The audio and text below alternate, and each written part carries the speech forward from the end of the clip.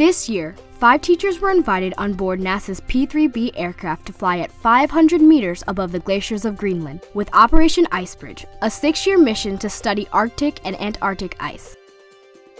2 teachers from Greenland, 2 from Denmark, and 1 from the US were given the opportunity to see polar research firsthand and then take that experience back to their classrooms. First impressions, of course the views. Everywhere you looked, just these spectacular views. A terrain that is very foreign.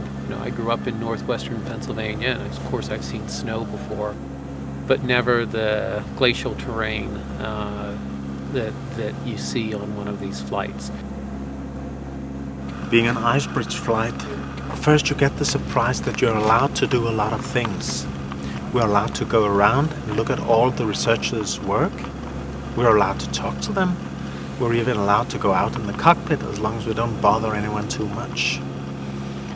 That's the biggest surprise.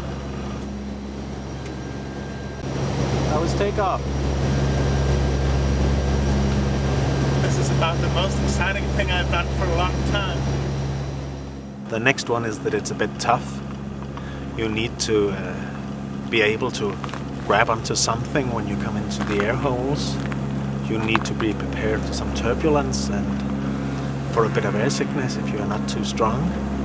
And you have to eat. And you have to drink a lot because 8-9 hours on a flight is a long time.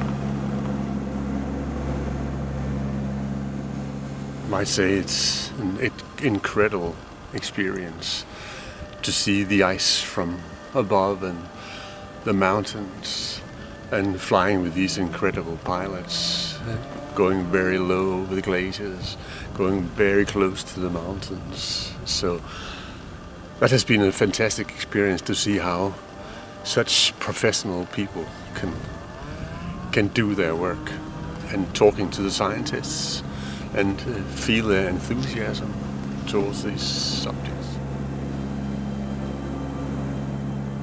I don't know what I really thought would be there, but when you see it, there's actually nothing. It's like a completely white desert.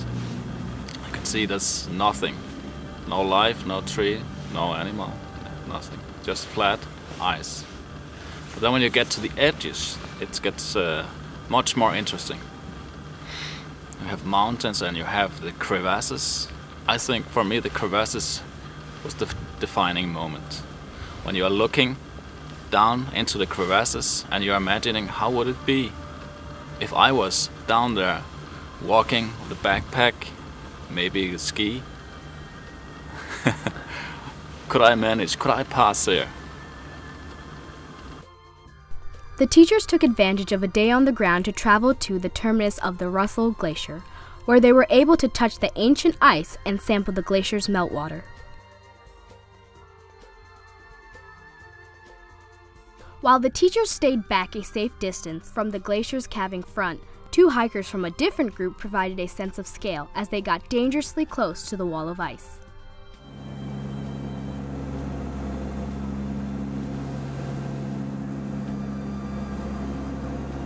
I've spent 22 years, 23 years teaching about glaciers and teaching our science classes, and where we've talked about erosion and weathering due to glaciation.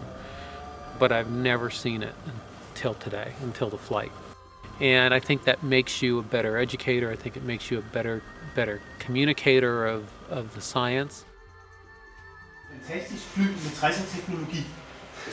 Peter Gross has already shared his experiences with his students back in Denmark and plans to incorporate scientific concepts from Operation IceBridge into his future physics classes.